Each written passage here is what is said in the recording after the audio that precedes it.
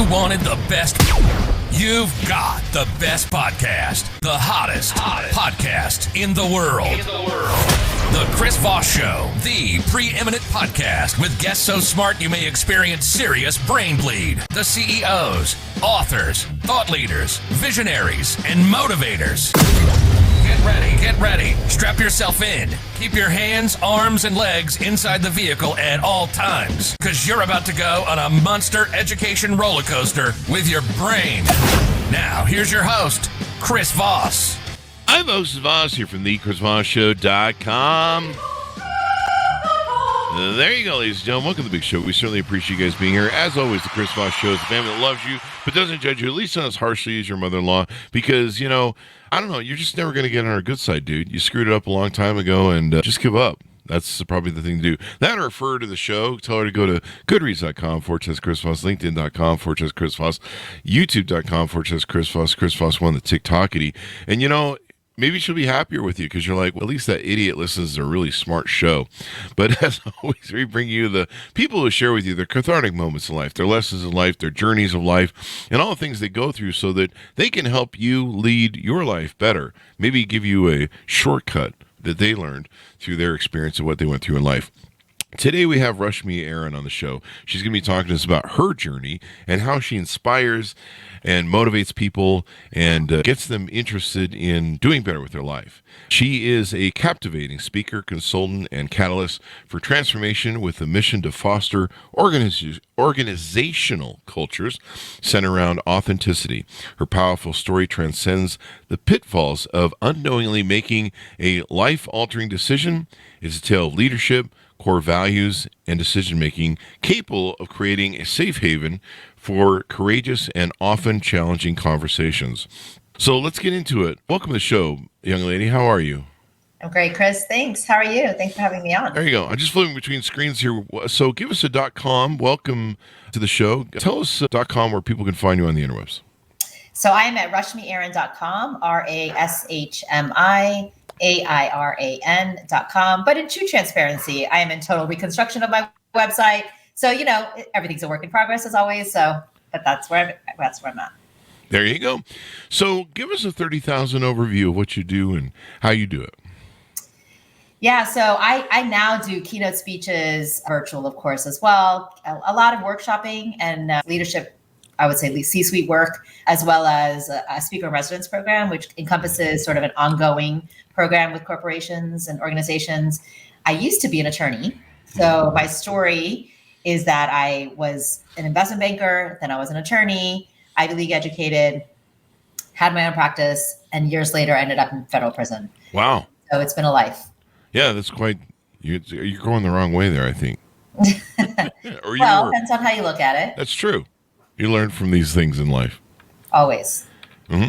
So tell us about this journey of what you went through and how you've come out the other side now. Yeah, so it started really with a client, and my kids were young, and I had my own little solopreneur practice, and I was a youngish attorney. I mean, I'm still young at heart, but, you know, younger.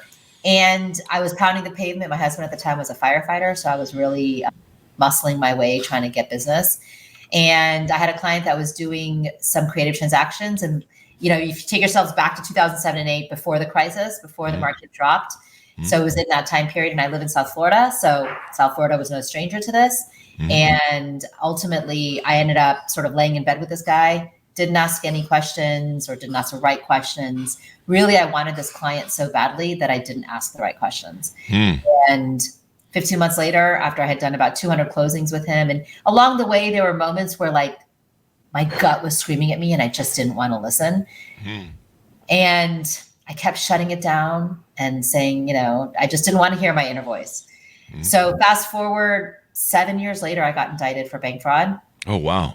And it took me a long time to get to the point where I owned it, because in my head, I thought, well, my files passed audit, you know, as a lawyer, everything was, my escrows in and out were clean. And ultimately, when I owned it, I realized I should have asked more questions. And as an attorney, I had a higher fiduciary duty to ask the questions that I did not. So I pled guilty. And one of the things I say a lot is that not doing something is still doing something wrong.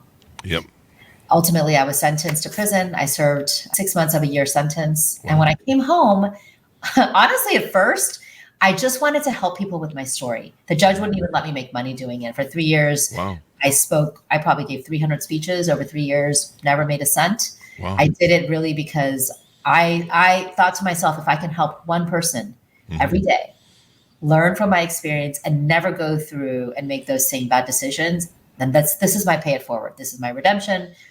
This is how I make it. And so that's how I started in this journey. And over the years, I've done a lot of research and I've channeled and dug deep and really tried to figure out what went wrong. And I tried to help people through the story. There you go. And I went through this ethics and compliance journey for a long time. I'm now in an area where I realize that the power of my story is a lot in the resilient side. And resilience, I think, is a word that gets used a lot, but I have a process that I realize that I go through every time I've gone through some life challenges. So it didn't just stop at prison. My sister passed away 5 years ago from a mental health issue. My parents lost everything when I was a teenager. So my life has been ups and downs, which we all go through. And so we're all going to face it, right? It's just how do we climb our knees in every moment. It's how you approach, what happens to you, and of course how you deal with it. Do you think that maybe your parents losing everything when you were young was kind of maybe pushed these ethical boundaries you were doing when you were an adult, where you were like, you're trying to make a compensation for it? Or? No, I don't think that was it. Actually, my parents, when they lost everything because of the real estate crisis. Oh, wow. And they ended up having to file bankruptcy. And one of the things that actually came out of that was the positive energy and reinforcement around the idea that no matter what we go through, we can always come back from it if you have enough faith in yourself and you recognize that change is actually good. And living in that discomfort, which we absolutely did. I watched my parents. We lived in the most preeminent neighborhood in Miami, on the water, on the ocean, in a 10,000 square foot house. Moved out of that when we filed foreclosure to, a tiny little rental, block from my high school just to survive. But yet my parents were always happy, always showed us love, me and my sisters, and showed each other love and faith that we have our intellect, we have our strength, and we can step 1 foot ahead and keep trying again. And failure is just an opportunity to try again. And that's what I learned from my parents. Failure is just an opportunity to try again. Yeah. I like that. Is that on a shirt or is a quote? You should put that on a shirt or coffee cup. You know where I learned that?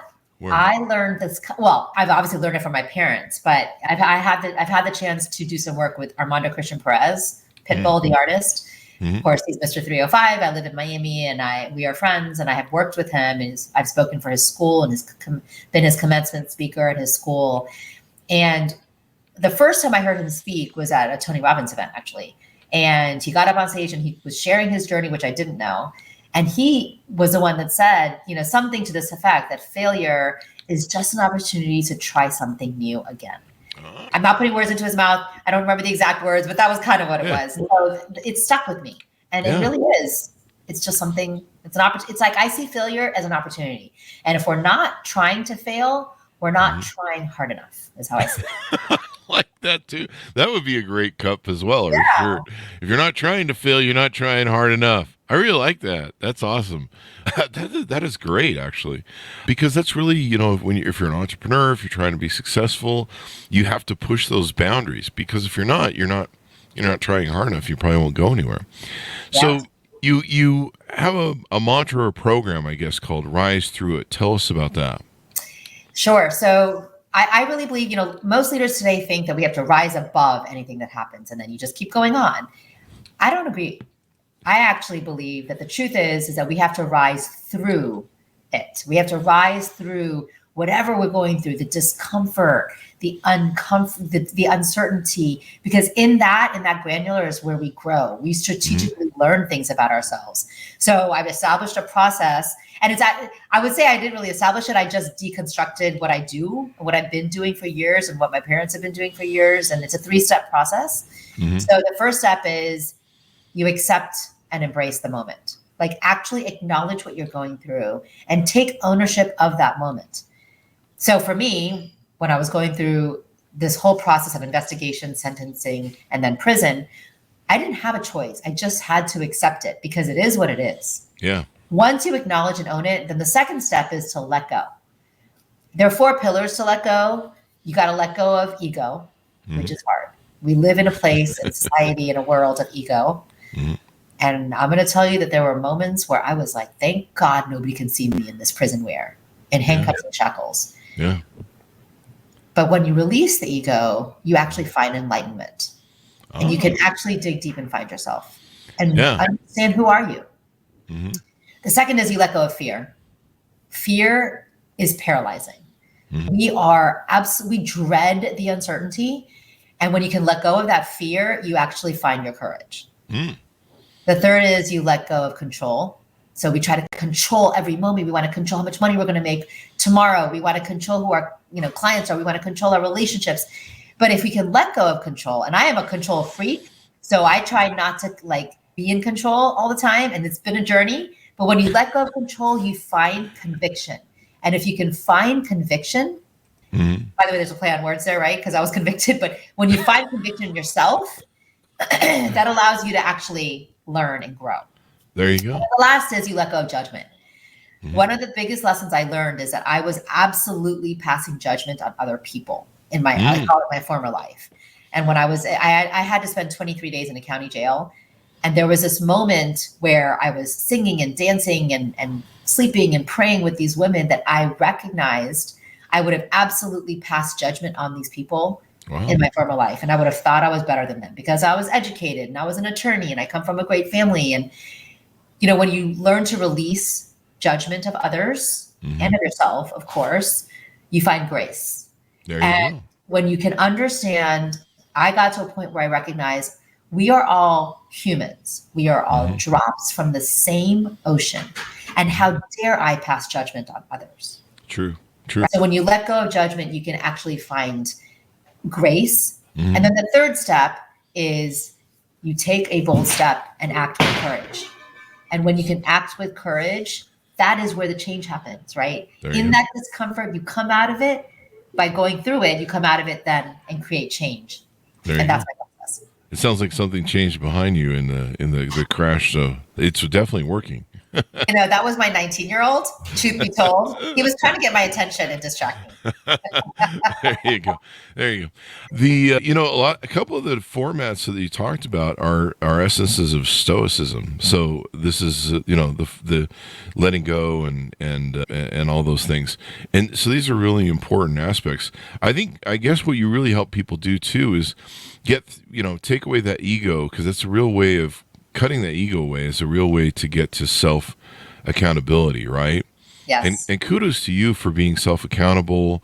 A lot of people go to prison, they won't be self accountable. A lot of people do bad things, maybe don't go to prison, won't be self accountable, and they'll just blame everybody. The system's against me, it's the world against me, I didn't do anything wrong, and they can never fix themselves. Usually they just keep doing stuff wrong because they never address it.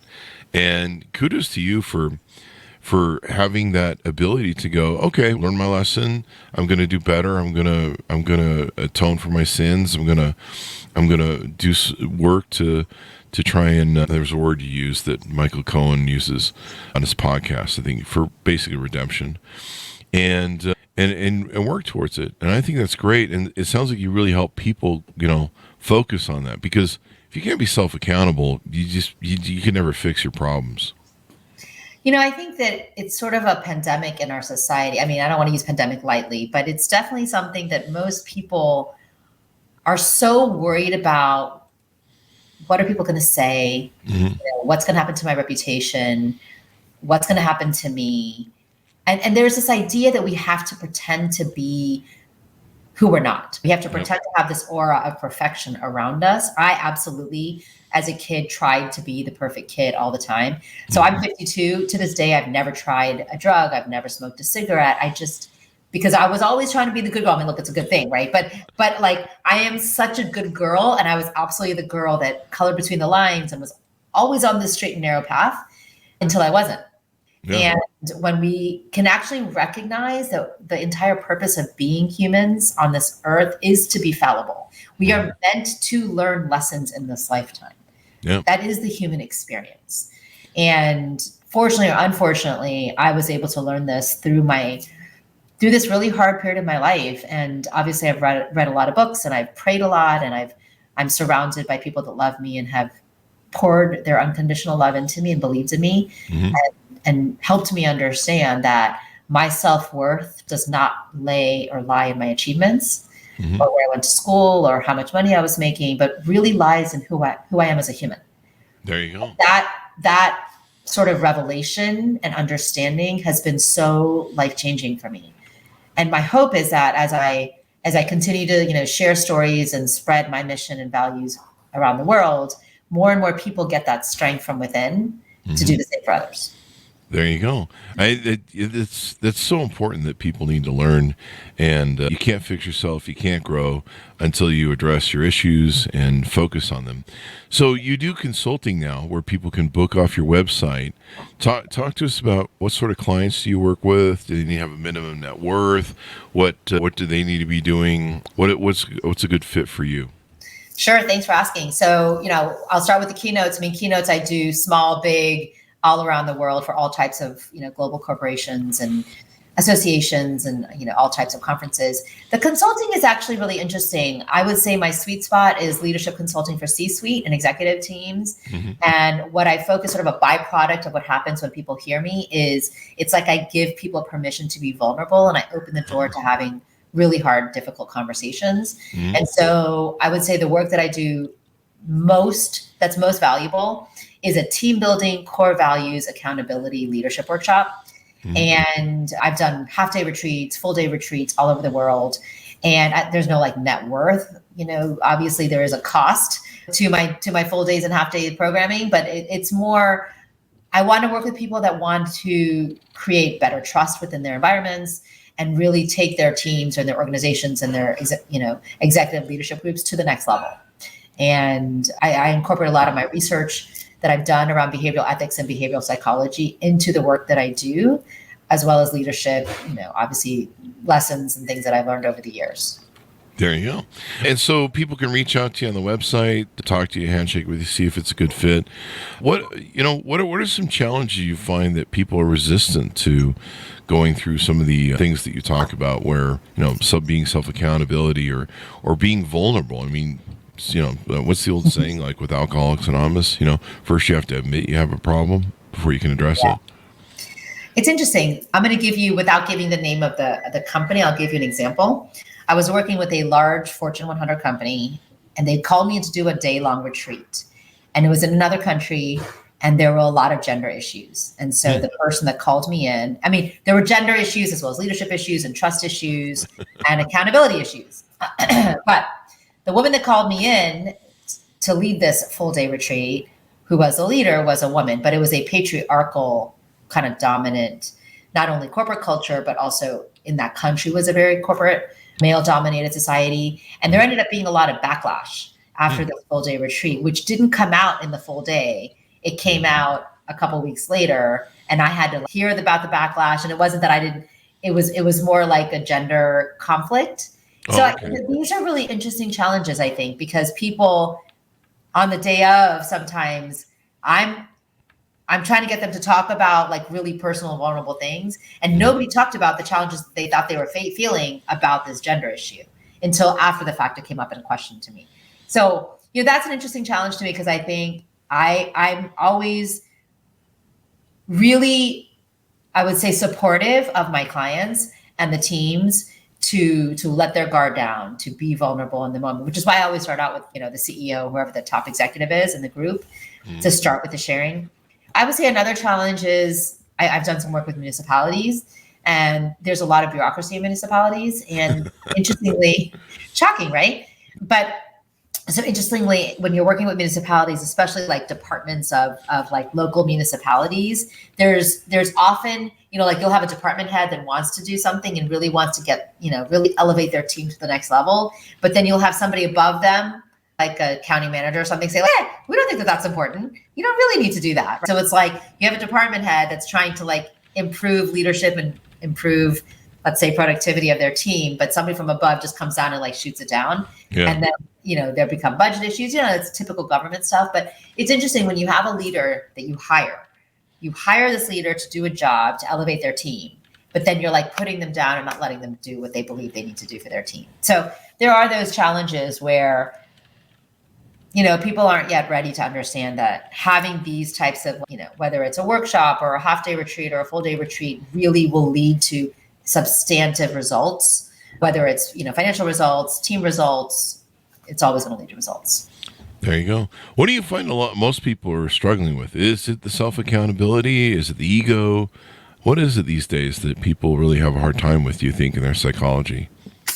I would say the thing that I hear the most from leaders and their teams is fear.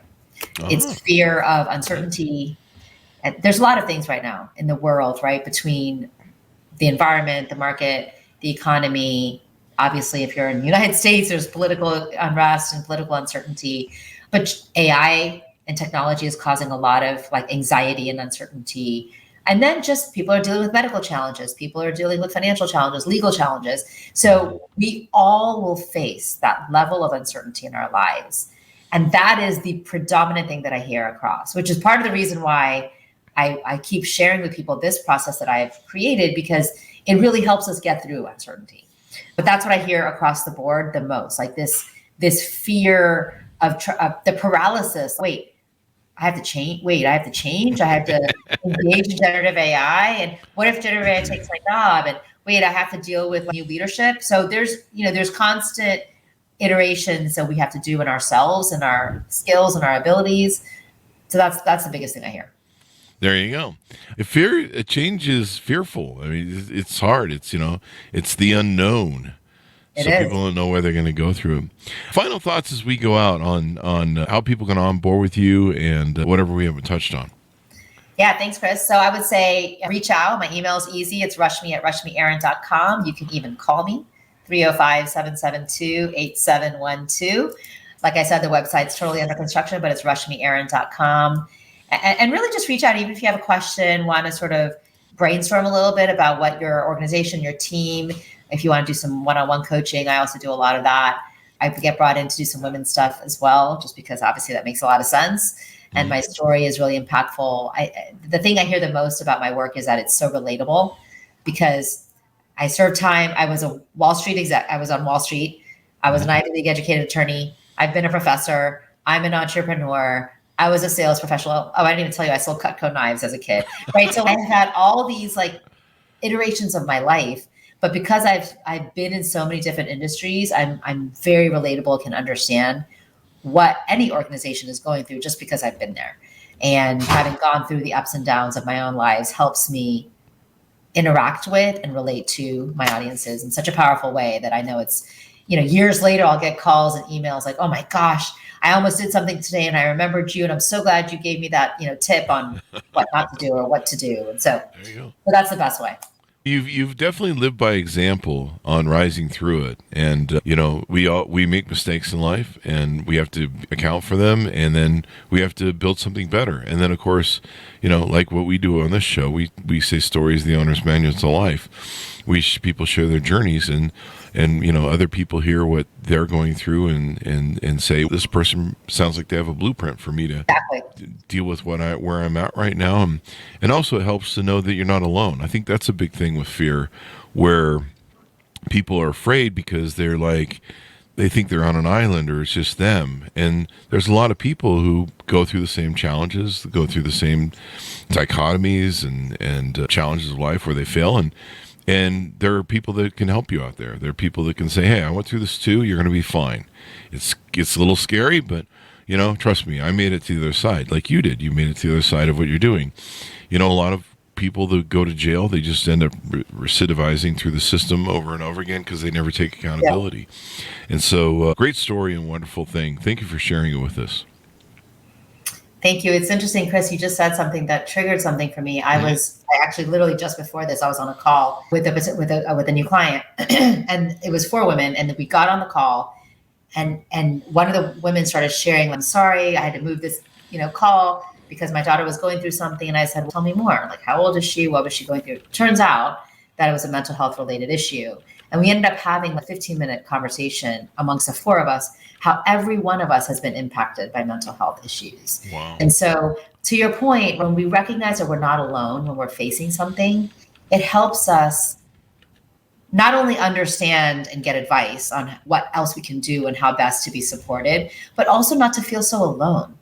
Vivek Murthy, who's a very close dear friend of ours here in Miami, who's the U.S. Surgeon General, he has identified loneliness as, the pandemic of today. And it's so true that when we're going through life struggles, certainly I could stay down on my knees and cry and be ashamed. Mm-hmm. And I don't let this experience define who I am. And part of the reason is I'm constantly sharing and talking to people and leaning on others to support me. So I try not to feel alone. And so whatever it is that I think we're going through, when we have the ability to rise through it and recognize that we're not alone, and if we can keep talking to people about it, that's really how we get off our knees, move Definitely. ahead. You gotta do it, or else you're never gonna move. You're just gonna stay down on your knees pretty much. So there you go. Yeah. Thank you very much for coming on the show. Give us your .coms one more time so people can find it on the interwebs. Yes, it's RashmiAiran.com, RashmiAiran, like Nancy.com. And the email is Rashmi@RashmiAiran.com. There you go. Talk to anybody.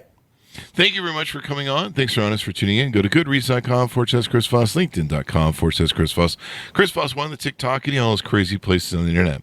Be good to each other. Stay safe. We'll see you next time. Thank you.